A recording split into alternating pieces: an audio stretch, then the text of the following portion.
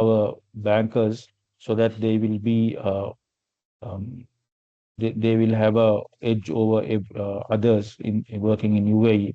Plus, we connect bankers with other educational partners so that they could follow many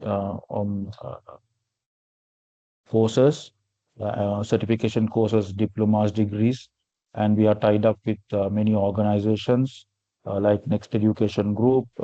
We are signing very soon with IBSL Sri Lanka and other partners so that we provide a platform to our bankers to upgrade themselves.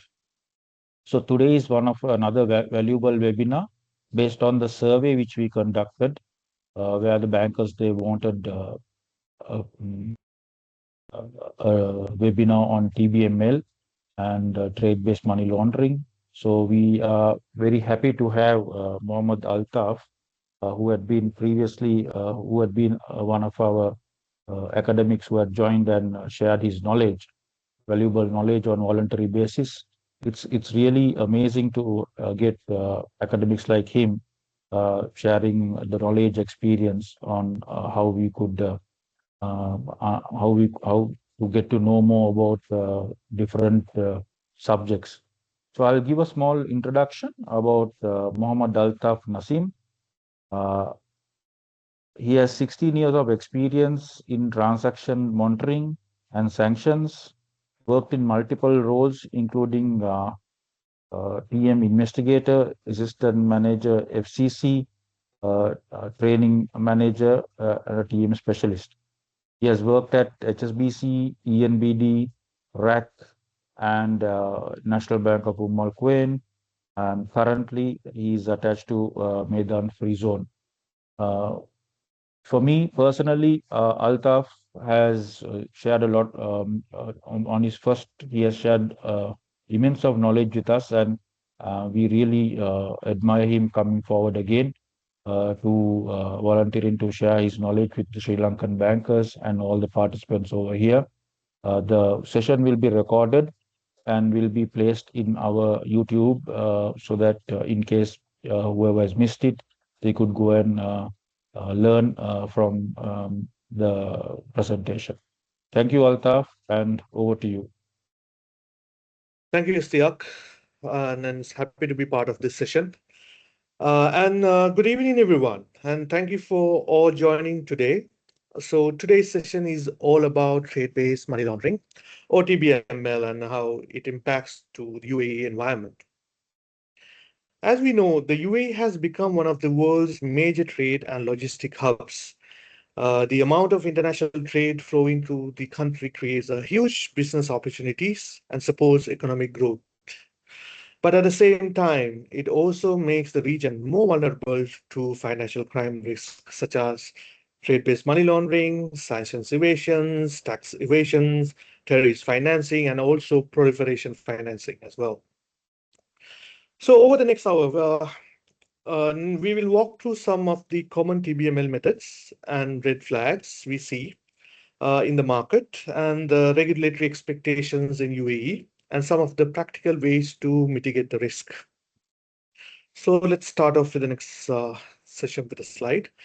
So we'll cover today the UAE context, why UAE is a TBML target. So it's good to know as bankers that as a geography location as UAE, what's the background to become a target. It's very good to know, so I will cover that. And then we'll talk about what's TBML, and I want to cover the definition from the FATF and further for the core concepts of the TBML as well. Furthermore, we'll discuss the TBML typologies, how criminal operate with examples, and we evolve in TBML techniques beyond the traditional typologies will be discussed. And then the TBML red flags will be discussed, illicit transshipment, sanctions evasions via trade is another hot topic when it's come to UAE. High risk sectors for TBML. So we must understand the high risk sectors. That is something that we will be discussing. And since we are talking TBML, I also wanted to discuss about service-based money laundering, which is also a hot topic. It's also very much in line with the TBML, so I thought to discuss about SBML as well. And then we'll come to the CBUAE TBML guidance, the key documents that we can be familiar with, and why TBML is so hard to detect, and what is the regulatory expectation, and then finally, key takeaways of the sessions, followed by the question and answer. Yeah, right. So before I start off the TBML, some interesting facts I just want to discuss. So TBML is one of the oldest laundering methods, and highly still it's effective today, highly effective.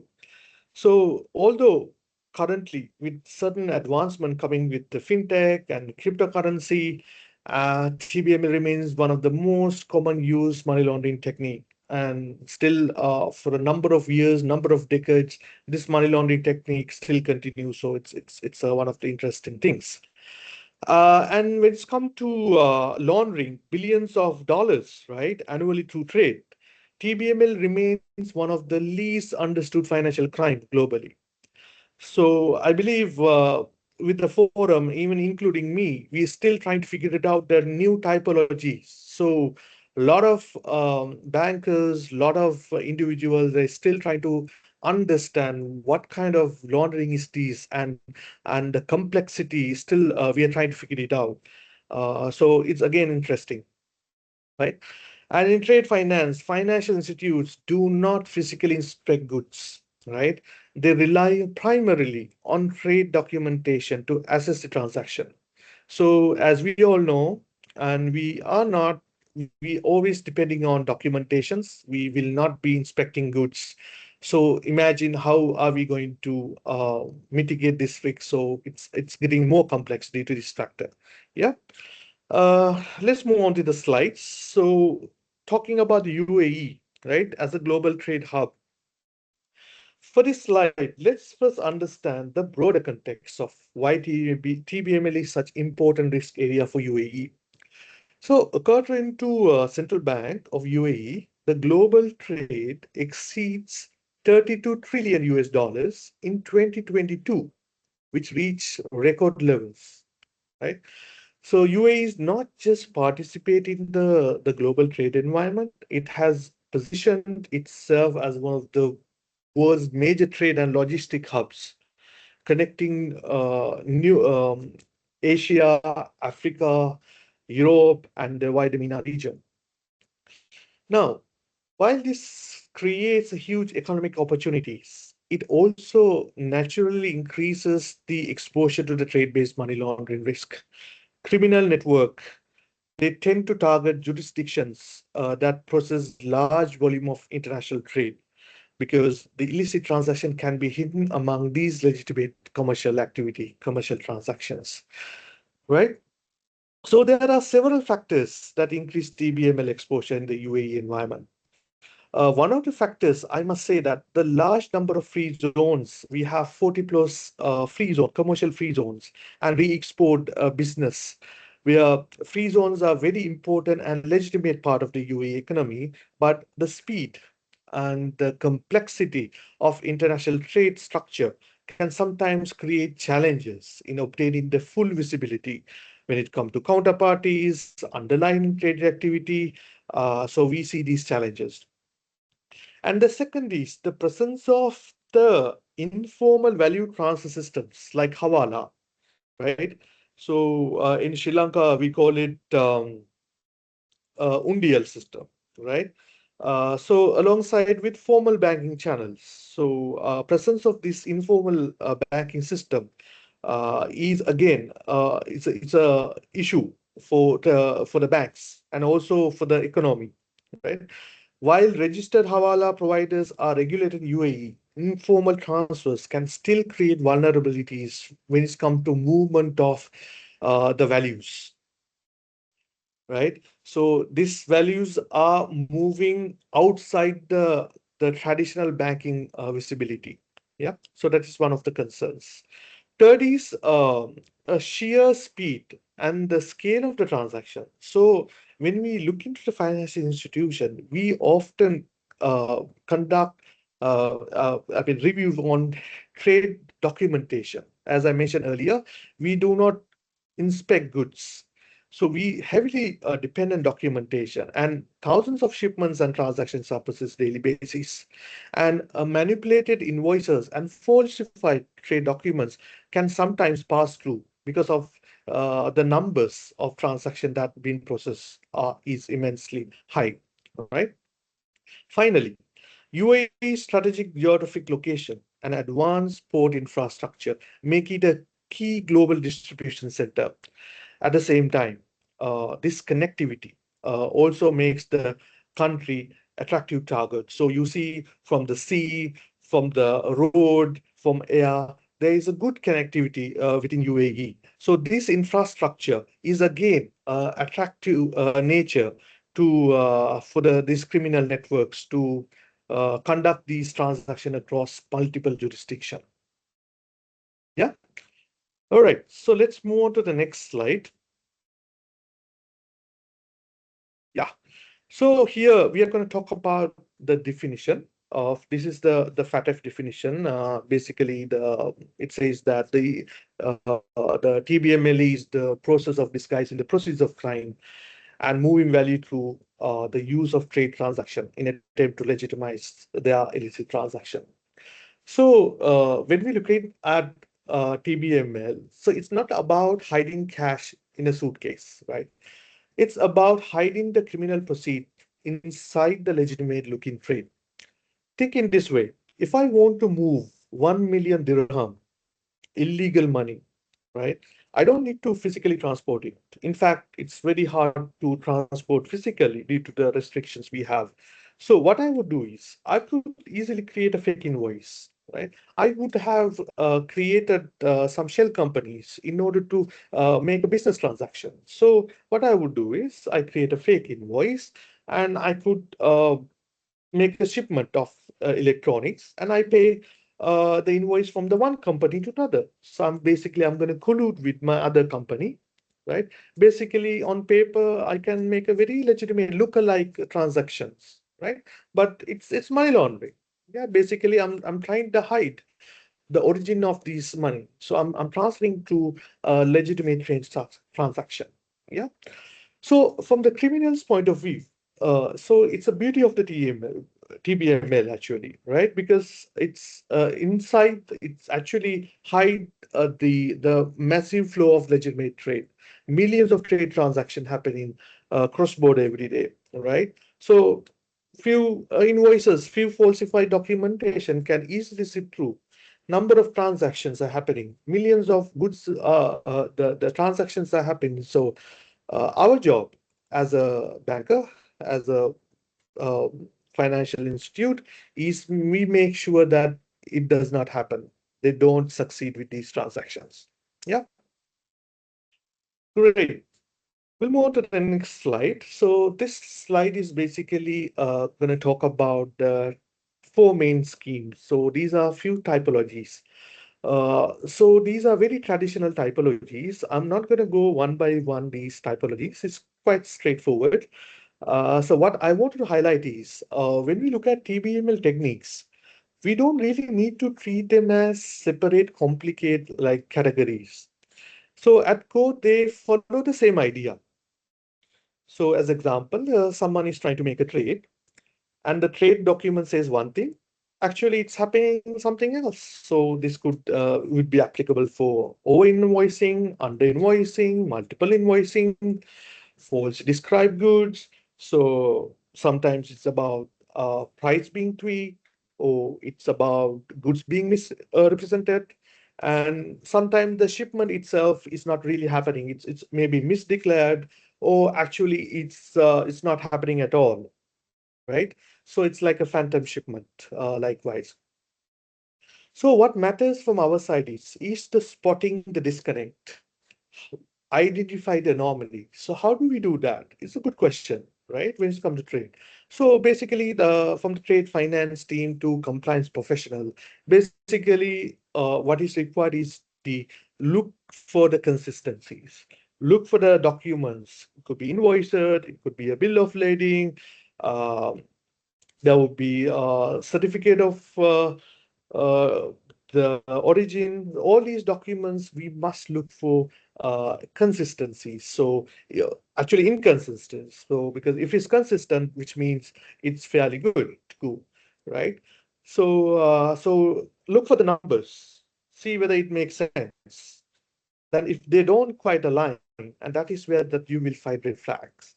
Yeah. So that's pretty much about the traditional these typologies, few that I just mentioned. So we move to the next slide, which I actually want to highlight about the new techniques, evolving TBML techniques, right?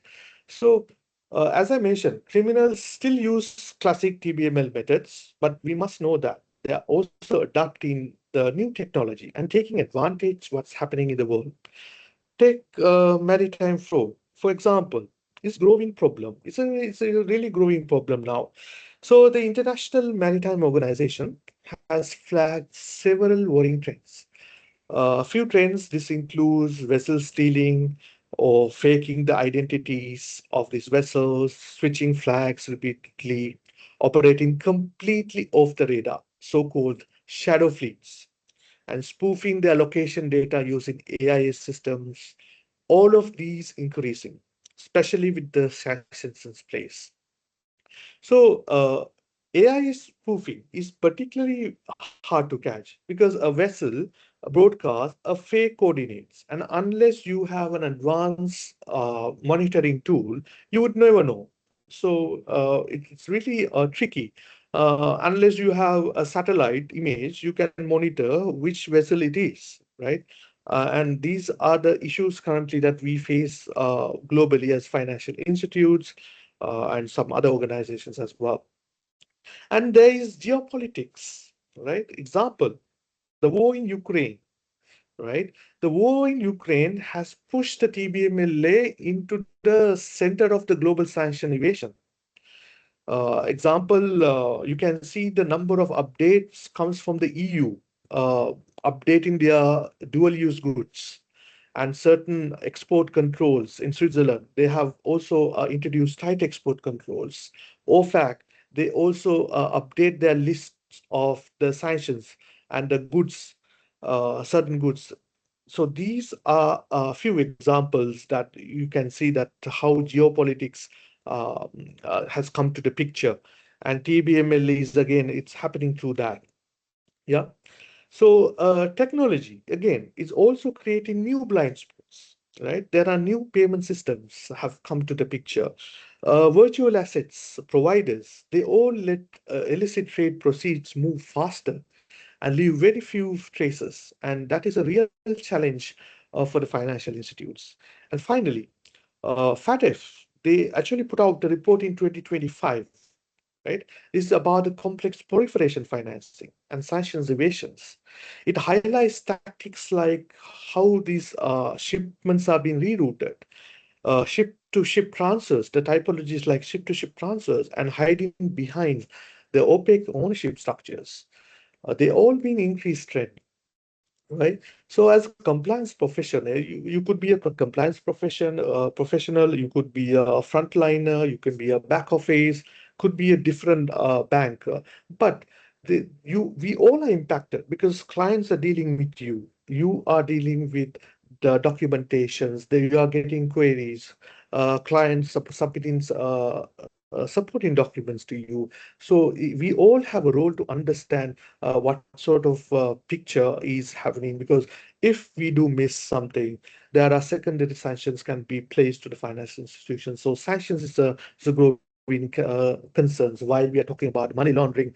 Now we have to look for also sanctions concerns. So that is one of the things, because it's not simple when it comes to identify the unusual activities. You will have to have a 360 degree review when it's come to identify these typologies.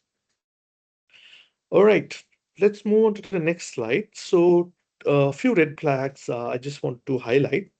So, FATF, basically, FATF is an organization who actually provides certain papers. Even you can see CBUAE, the rule book. You can understand what are the red flags they have actually quoted. So let me walk through some categories. So when it's come to red flag, you can look actually trade documentation for red flags. A few I mentioned earlier as well, right? So you should look for the prices, so numbers as I mentioned. So highly inflated prices, or the prices does not make sense. So look for vague or inconsistent description of goods. You have to look for what is there in the invoice, what is the good, what is the SS code, right? Is this dual use good, or is this a control goods? What is the certificate of origin? Is this US origin good? If yes, US origin, then you have to check the BIS list whether it's part of the BIS list and who is the ultimate beneficiary. We need to understand who is the use of these goods. So likewise, there are a number of questions that comes into the picture when we look into the trade documentation, right? And it's not one document. There are a number of documents you have to look. And bank is has the challenge with the bank is that the all are manually receiving these documents from one bank to another, and client also provide all these documents. Some are handwritten documents, some are PDF, some are screenshot when they ask for the supporting documents. So it's a very tedious job. So red flag is where that we have to monitor these documentations very closely. Yeah. So, and also when it's come to also, I wanted to mention about the when it's come to trade products like letter of credits, you will see certain multiple amendments coming to the picture, and these are doesn't make sense and doesn't have commercial justification, and these are the red flags that you must, if you're really part of trade finance team, you can actually look these red flags closely. Yep. And next, the categories about the counterparty red flag. So, when it's come to counterparties, it's really good that we need to monitor the counter. Who is the counterparty? Have we done screening on these counterparties? What is the nature of business of this counterparty? Is this aligned with the stated nature of business at the time of onboarding, at the KYC, right?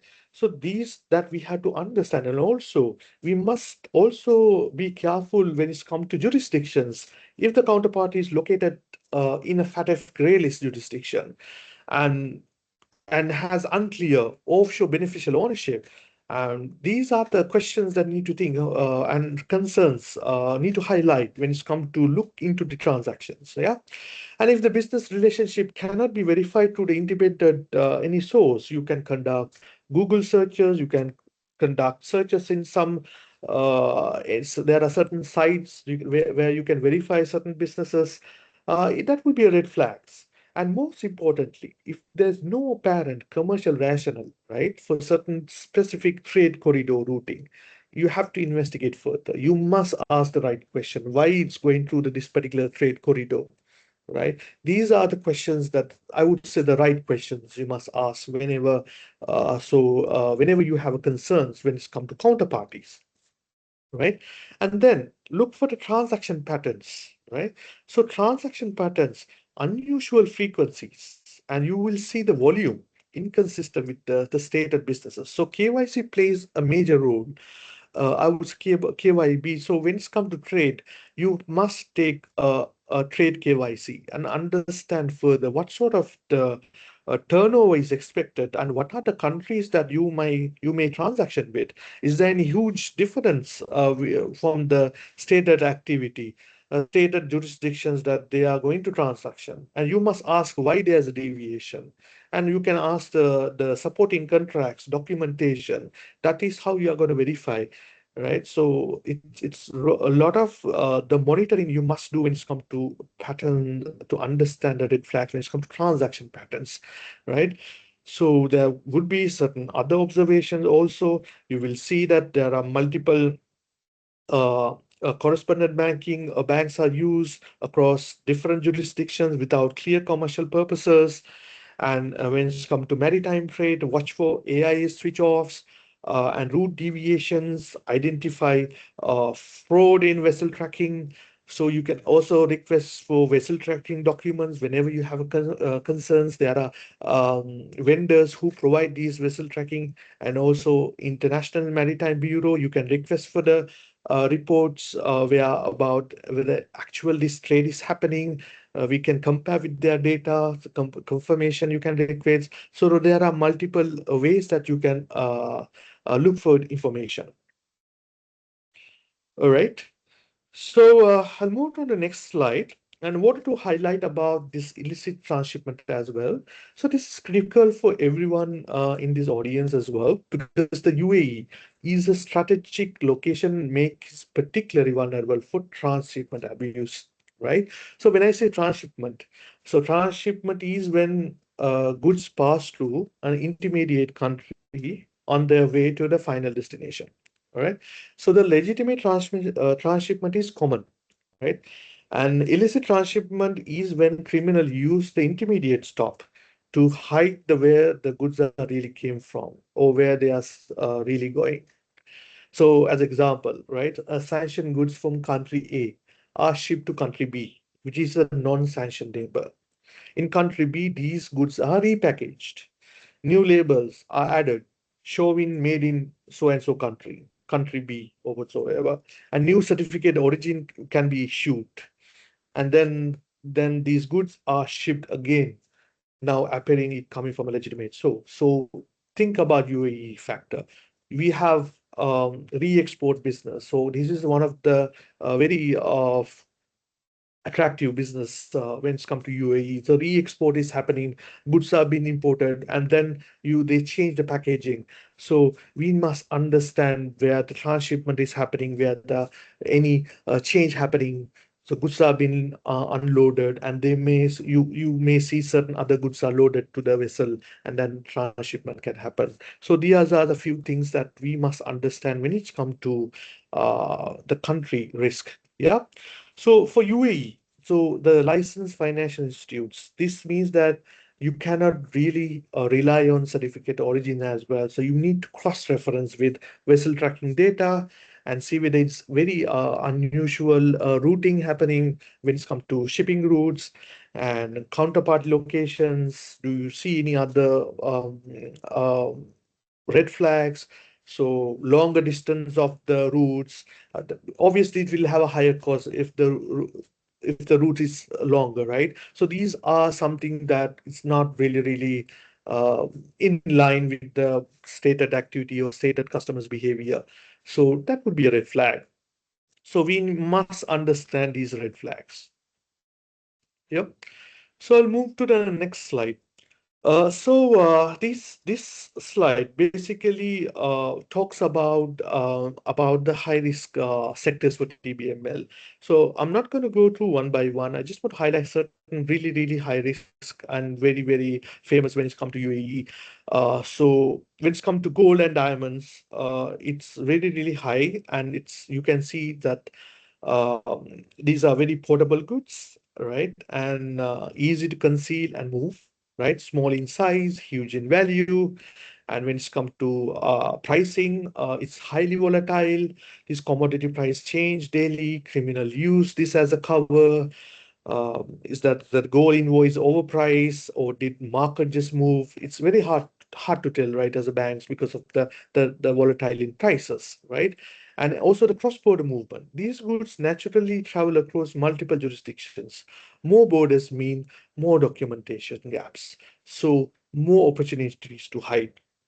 Right. So really attractive these businesses. So if you even see certain case studies, you can look into the case studies where the FATF, there's certain papers. They use the case studies with electronics. They will see with the gold money laundering is happening as well. So these are very vulnerable industries. So and also very famous when it's come to very attractive for UAE market. Okay. So I'll move to the next slide. Okay. So service-based money laundering. Yep. So up to this point, most of our discussions will focus on the physical trade, right? It's about the containers, shipping documents, invoice, bill of lading. But there's another area that receives far less attention and can be just as risky as TBML. This is called service-based money laundering. Unlike traditional TBML, where criminals manipulate the movement or the pricings of the physical goods, service-based money laundering, this involves misuse of services, intangible products like consulting agreements, software licensing, training services, marketing fees, and management charges, right? So the challenge we have with SBML is that there's nothing physical to verify. In trade-based money laundering, at least we can request for the certain documents like transportation documents. We can look for the certificate of origin. We can look for certain other documents as well, right? And service-based, there is no such goods are moved, right? So basically, they will only have a business contract and they will quote with services. The values also vary, right? So as a consultancy, a company may charge a 50,000 dirham for the services, and another consulting company may charge 500,000 as well. And both can appear legitimate, right? They can put different pricing as well. And there's no good movements, and they will provide you with the contracts, which may again we have to, it's very hard to verify, right? So in fact, the US Department of the States, they highlight years ago this issue. So while TBML investigation often involve tracing physical commodities, SBML leaves little or no physical trail, making it valuation far more difficult to assess, right? And that is the uncertainty, exactly what criminals take advantage of, isn't it? So this is really attractive way of money laundering as well. Okay, we'll move to the next slide. So I'm going to just talk about the regulatory landscape. So when it's come to CBUAE, yeah.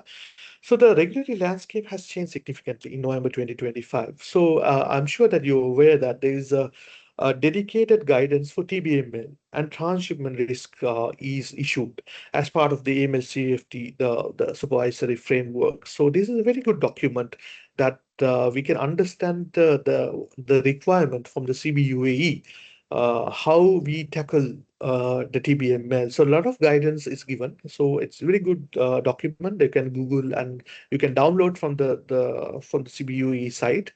And also, if you see last year, the new AML law was introduced. The Federal Decree Law number 10, 2025, which replaced the old law of the Federal Decree Law number 20 of 2018, right?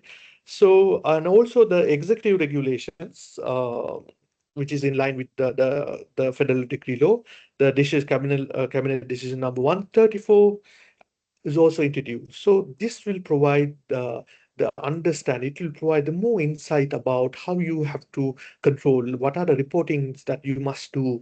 You have to file STR and SAR in timely manner whenever you identify these TBML concerns, right? So, according to the experts, so these developments, it actually marks a shift from a rule-based compliance mindset to a dynamic, risk-led, and outcome-focused framework, reflecting the UAE's growing integration into the global trade and financial markets. Yeah, so it's quite clear from the CBUA guidance. It's very strict and it's very good guidance. So I would encourage that you go through these documents and understand further. Okay, so we are moving to the next about why TBML is so hard to detect. So this is a question that everyone has, right? So it's hard to catch, right? Because there are three main reasons. So when it's come to the complexity, right? So multi-layered complexity. See, think about a single trade transaction, right? Think about how many parties involved. You got importers, manufacturers, middlemen, shipping companies, ports, vessels, and every one of them has its own corporate structure and own beneficial owners. And here's the problem. No single party sees the entire picture. Criminals know exactly where those information gaps are, and they exploit them totally. Yeah.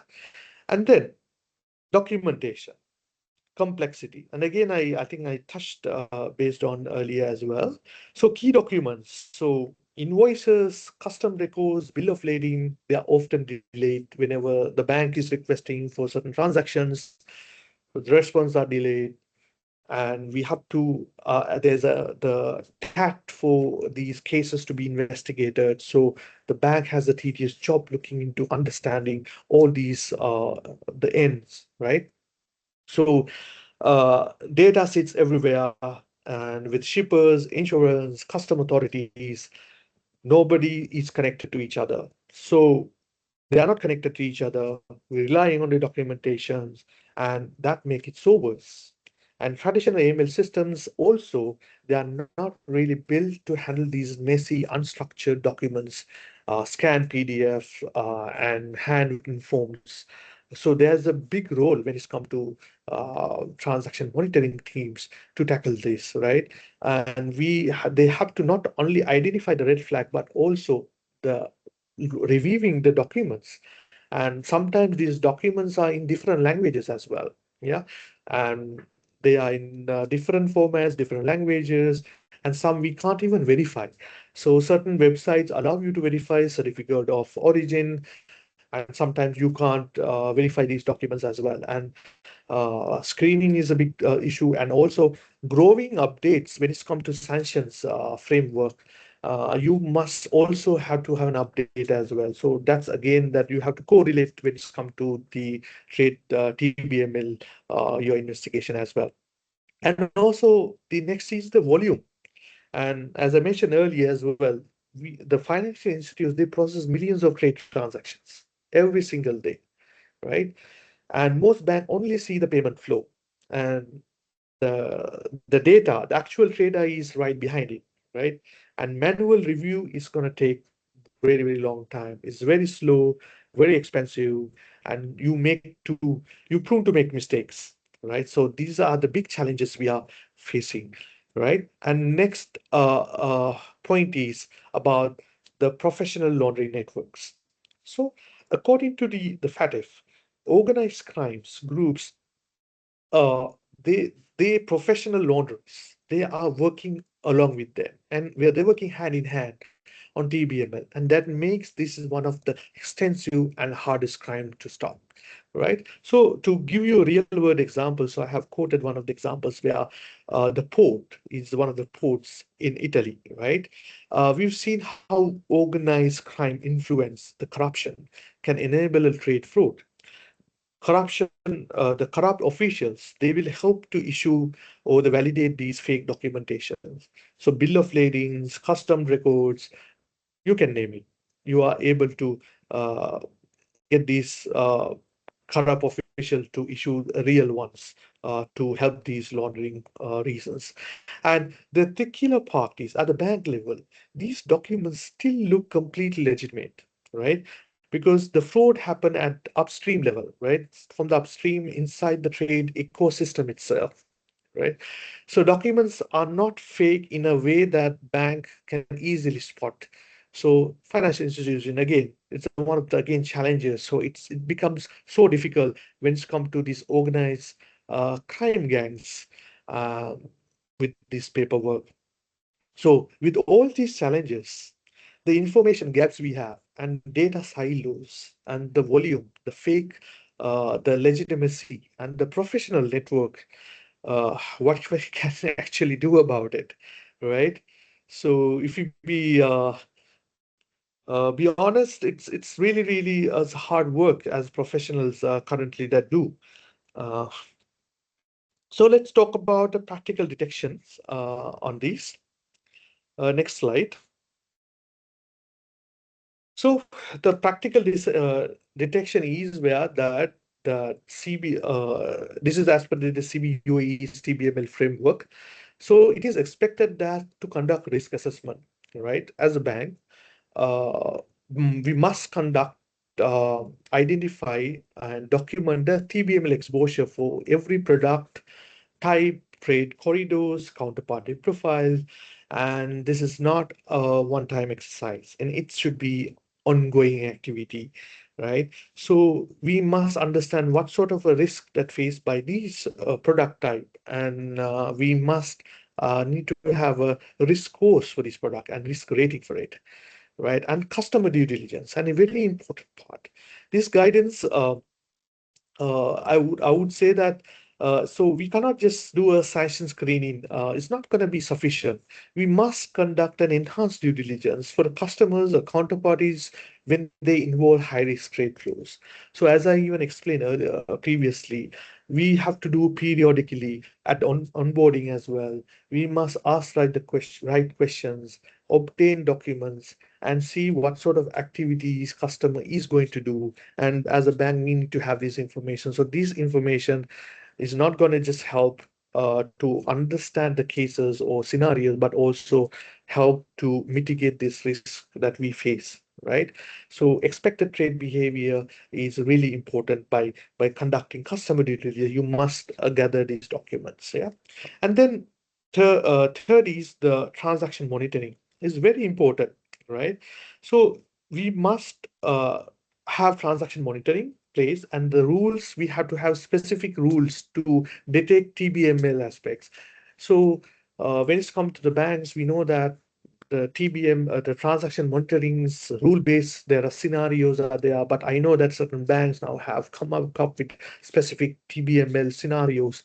Um, so trade finance team also look into all these scenario, all these alert generation, and they have to verify the invoices and pricing and anomalies.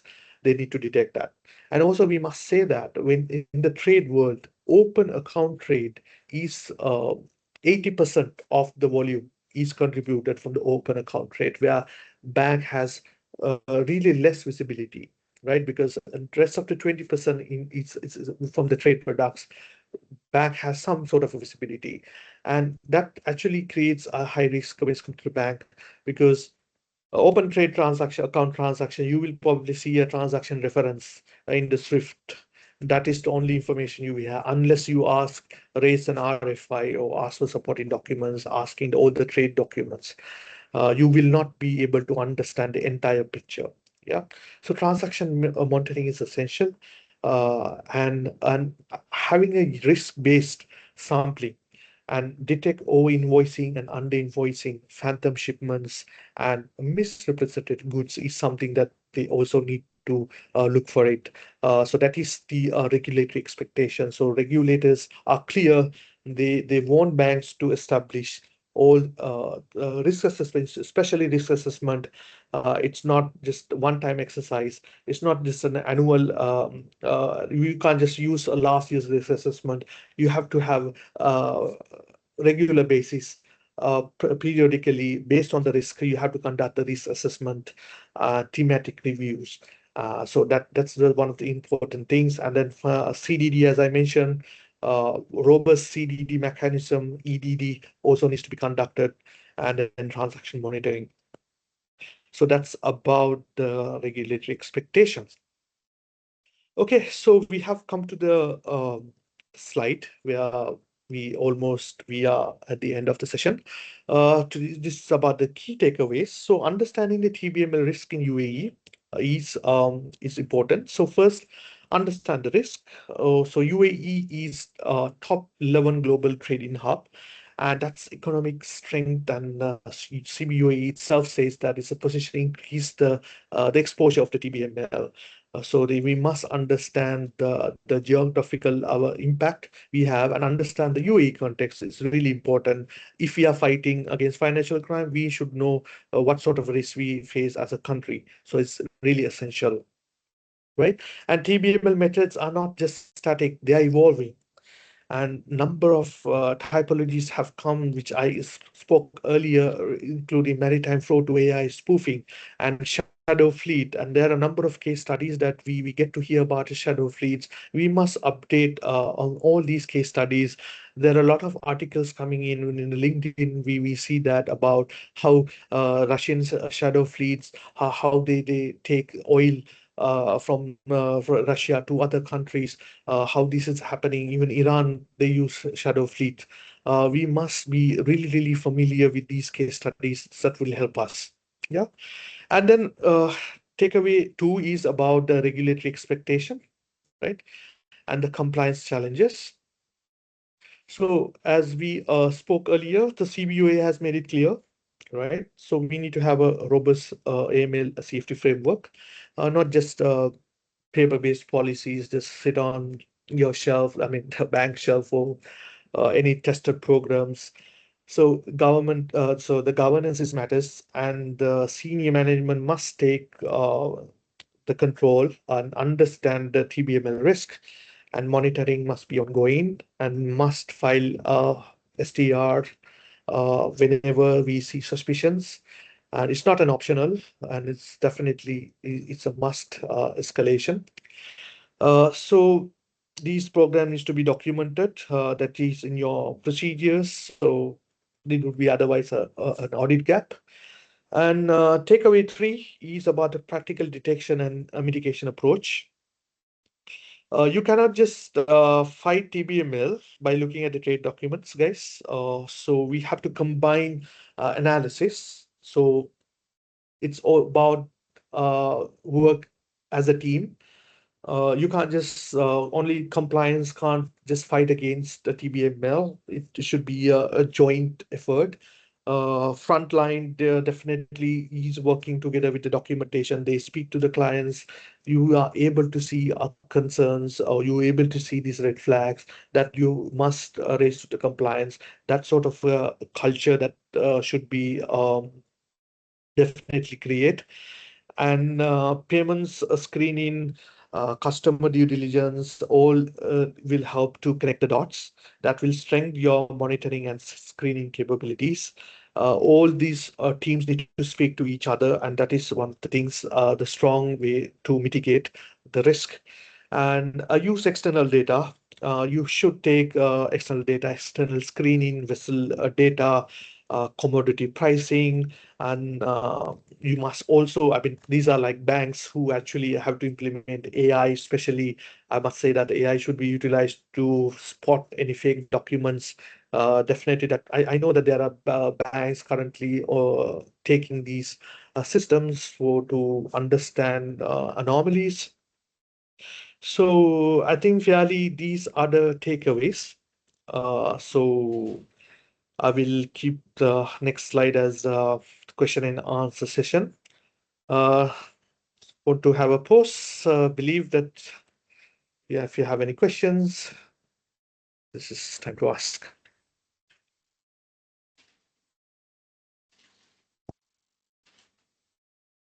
Thank you, Altaf. I believe there is a question being posted by Kapila uh, uh, on the chat group.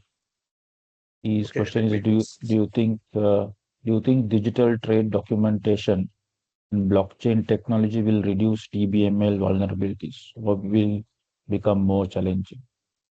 Yeah.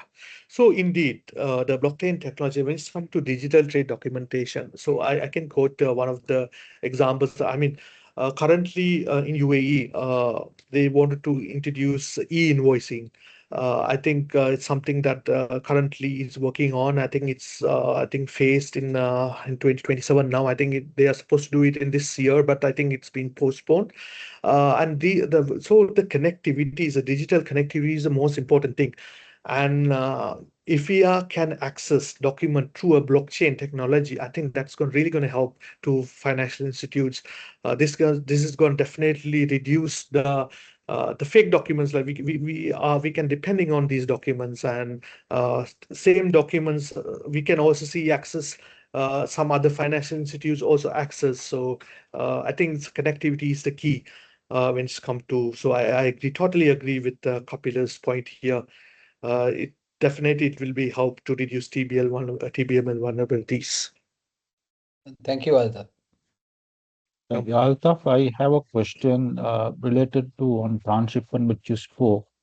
The risks of third port shipment. We see many third port shipments going through UAE and many banks. Some banks which are risk averse, they don't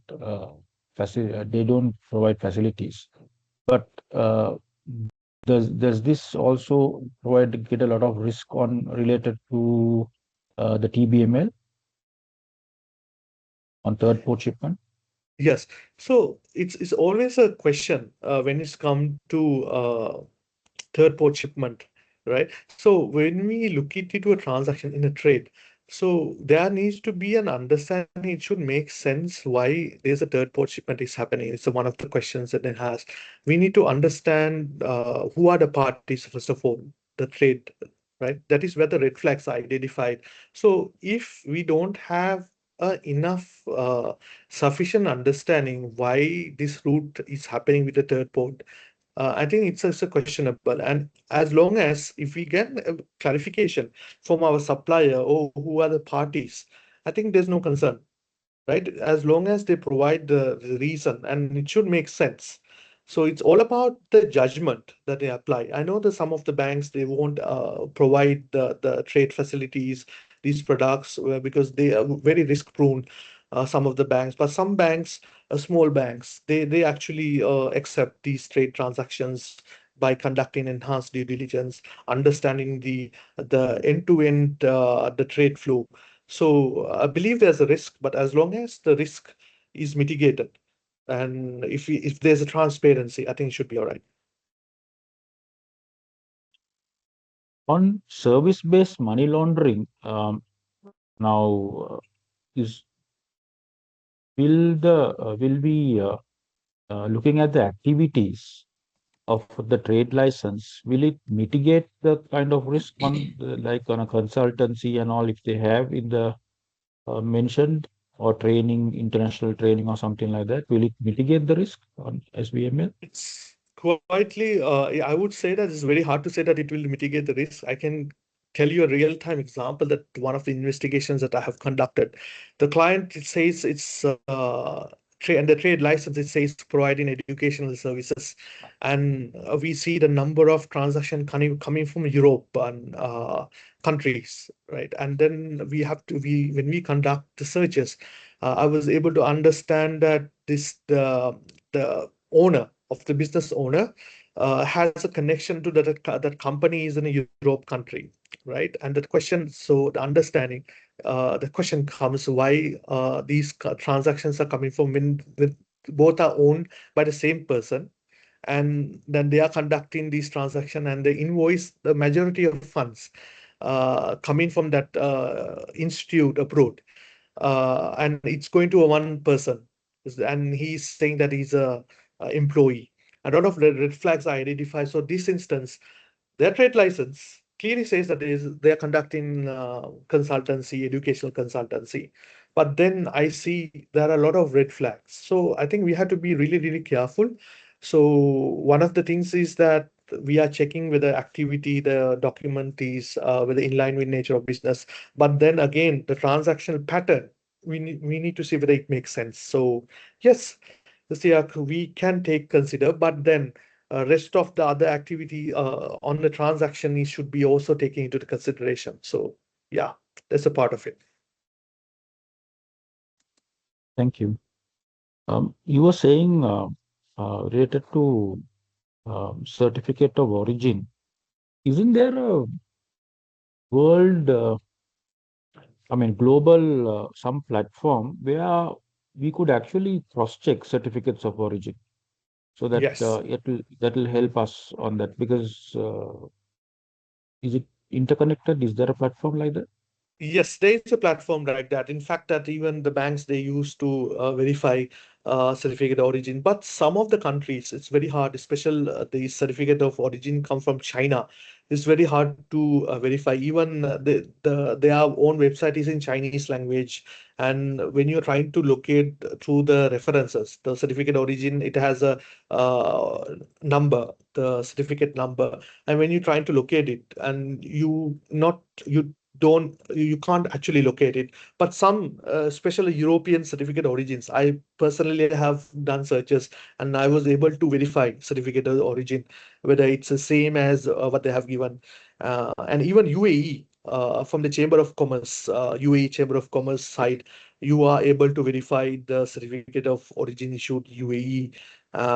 So you can once when I can give an example. When I was doing investigation, once I came across the document, the certificate of origin will also have invoices for the particular transaction.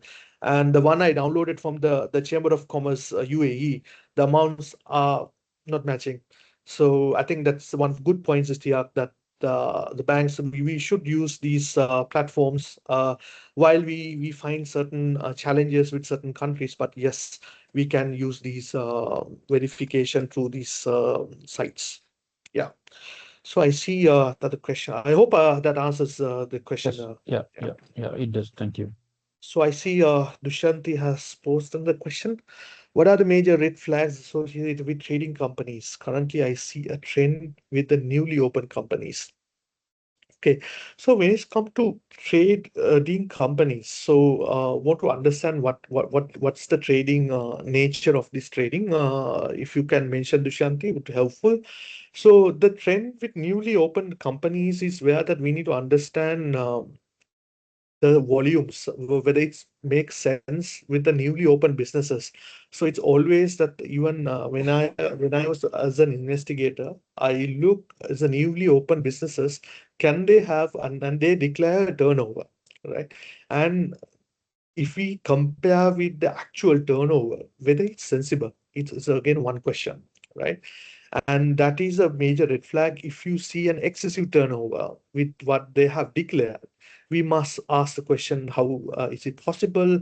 Provide us documentation, includes the business contracts, and you can see the invoices and also the other supporting documents. I think we can verify with that. And also we must locate these companies on public domain. A lot of information we can search in public domain where we can understand whether is this a shell company or is this something recently opened company businesses, and what are they really doing. So these things will help when it's come to newly open companies. Is really important. We do more due diligence because it's newly set up companies. So we don't know much about these companies because their KYC is really new.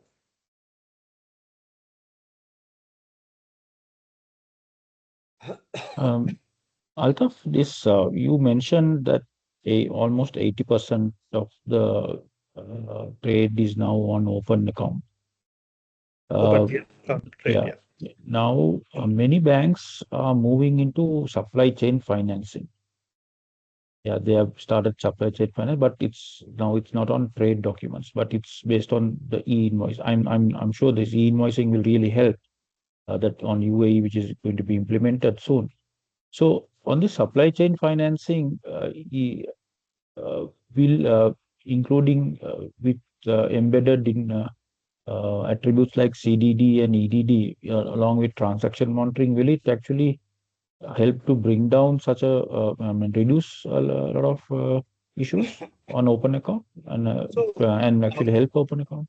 yeah, so what I would say is the open account transaction is a choice where the supplier and the counterparts they are doing. So basically based on trust. So usual transaction, business transaction, what we see is the buyer and seller, they are conducting transaction based on trust. So it's very unlikely we know what's happening unless we ask questions from the client, provide documents.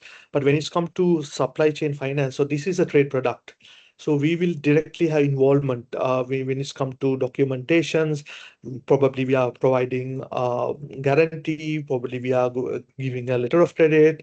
It could be a DC. So we will have more control. We will see more documents before the transaction is really happening. Uh, yes, definitely we will have more control, more oversight. But open account is a choice of between buyer and seller. They conduct transaction each other. It's their choice. It's very unlikely we will have more information about transactions.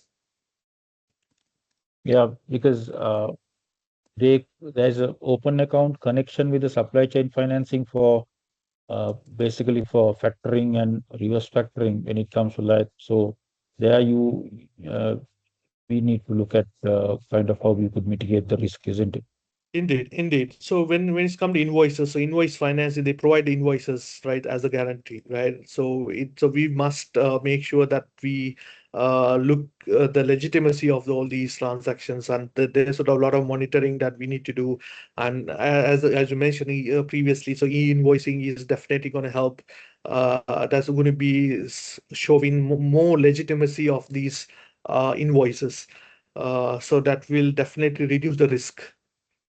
Definitely it is. Thank you. Anyone else who wishes to uh, inquire any? Oh yeah, there's another one being posted. Okay, is there any specific time period to submit original documents, invoice and transport documents for advance payment as per CBUAE? Okay, as per my understanding, there's no any specific time period to submit to documents. So when it's come to documents, now when it's come to trade finance happening, even with transaction monitoring, we see the lot of advance payments coming in when it's come to the purchases. So it's up to the clients how much advance payment and what timelines they are making payments. There is no guidance or there's no specific period in the CBUE document.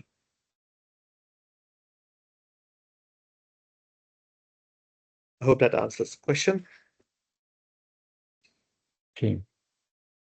Uh, Anyone else has any questions to be? Yes, Althaf, this is Rafi. I'm sorry I joined a little late, so I wouldn't understand the subject from the beginning. But let me ask a very practical question, which normally is in trade-based money laundering. So, what if through your sanction screening or whatever that's done in compliance, at the end of a transaction, post-transaction, you have identified that the, let's say either the buyer or the seller in this case, regardless whether it's FOB or CIF, whatever transaction, that it was subject to some money laundering. Sorry, I joined late, so maybe practically, how do you reverse this particular situation and what are the measures that a bank should take? All right. So if I understand your question correctly, so it's transaction monitoring team who identified Yes, that this is a money laundering transaction. It's a confirmed money laundering. So usually transaction monitoring, they potential money laundering transactions are what they report. So if confirmed mean there is a escalation came from central bank saying that this transaction needs to be stopped. So it's more of an yes. operational work. So this is where the back office team, the operation teams who will stop these transactions. So Swift team will be definitely working together to stop these transactions. So if the guidance, because this is something an I mean, identification from the central bank or some other authority is escalating it to the financial institute. So that will be dealt separately. But from the compliance, we Mhm. actually do potential activities being escalated as a filing, but trans from the sanction screening, they will only stop if there is a potential sanctions, if they say, oh, confirmed sanctions identification. So I hope Okay, I think that. sanctions, it's not the right thing because I think it happens before an SAR is raised, usually if it's before the transaction. But let's say the transaction took place, and that's what I mentioned to you, it was post facto, which where the team identified. Now, usually, do you reverse such a scenario where you reverse the Yeah. transaction and then you hold the people accountable? How does it Mm, happen? So usually in transaction monitoring, we will not reverse transaction because these are potential transaction. We consider potential money laundering concerns. It's not a confirmed money laundering concern. So there is no from a single transaction or review of transaction that we will determine. It's always a potential, Mhm. and STR will be filed basis of the potential the concerns only. So if it is confirmed, there is either it should come from the law enforcement agency saying that this transaction is a fraud. There will be a swift message coming from the other bank saying that it's a fraud transaction or any concerned transaction. So then it will be dealt by the operations team, the payments handling team, to reverse this transaction. So that's how it typically works in a bank environment. Okay, Althaf. So my question was, he related with, if the the seller has already shipped the goods, okay, it's halfway through, let's say if it was FOB or whatever, and then by the time the message came from, let's say, the financial intelligence unit based on the STR, that it was a money laundering, really. In such a scenario, I just wanted to ask, what is it that the bank should do? So usually, the bank will not reverse unless and there is also timeline whether you how reverse can be done on a transaction. So usually, STR is filed after transactioning is done within 35 days. Yeah, So which mean the transaction has already happened and you correct. are not able to even reverse that. So there's no reverse that we will do. It's just that Okay. yeah, we will usually do not receive to reverse these transactions from the FIU. Okay, Althaf, thanks. Thank you. No problem. Interesting. Great questions, guys. So, any other questions? Any other questions? And I'm sure you would have really, I mean, I, of course, learned quite a lot and being in the corporate banking field, uh, I'm sure others would, and we know how digitalization could actually mitigate quite a lot and really value, uh, add more value. So, Altaf, I mean, I know, I just wanted to get clarifications on this. Now, we are looking at re-exporting by value addition. Say, for example, you look at value adding in another country and re-exporting. So these where you said that the certificate of origin. How do you actually cross-check these things when it comes on TBML? Yeah. So this is one of the challenges they have. So as example, I mentioned that the sanctioned countries, especially this is for the sanctions evasion, where they do not want, let's say, example, Iran, and the goods from the Iran if they wanted to send it to some other country, so they wanted to actually hide that origin. So they transport somehow using this transshipment methodology. They use AI spoofing and sending these goods.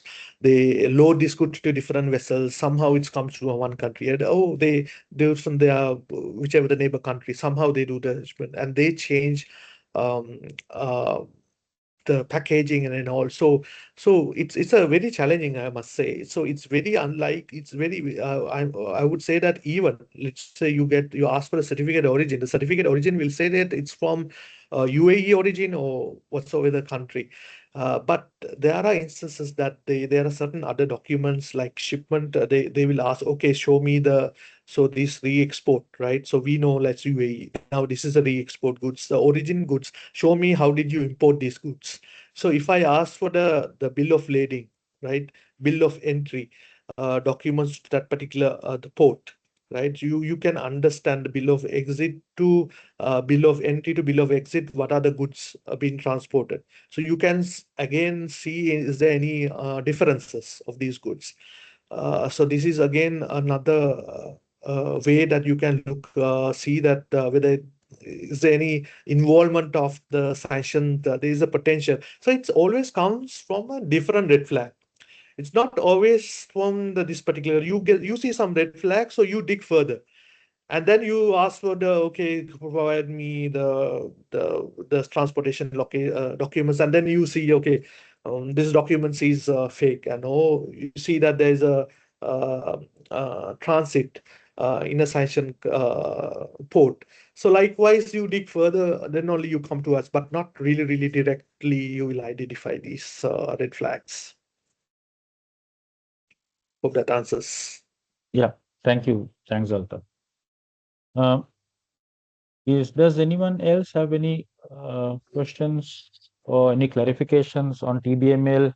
SBML was something new, and it's something which I think it's a new way of money laundering. So I've learned quite a lot on that, and we were only concentrating on TBML. So, Dushi, anything else to check? No, Isti, thank you. Okay. Thank you, Althaf. Yeah. Thanks. All right. So okay, Kapila has, yeah. So what we have planned is um, with this we have planned a session with one of the ASPs on e-invoicing for the bankers, so that they get to know the regulation. I think we got to know that they have extended the period till October for implementation. So to get the bankers involved to understand 50 million and above, how UAE invoicing is going to be implemented, and then so on and so forth. So that we are planning to have it in June from our education committee, so that we can get the corporate bankers who are here to understand and share with their corporates as well, so that we are all aware in case companies want to move into e-invoicing soon and get the ASP sorted out.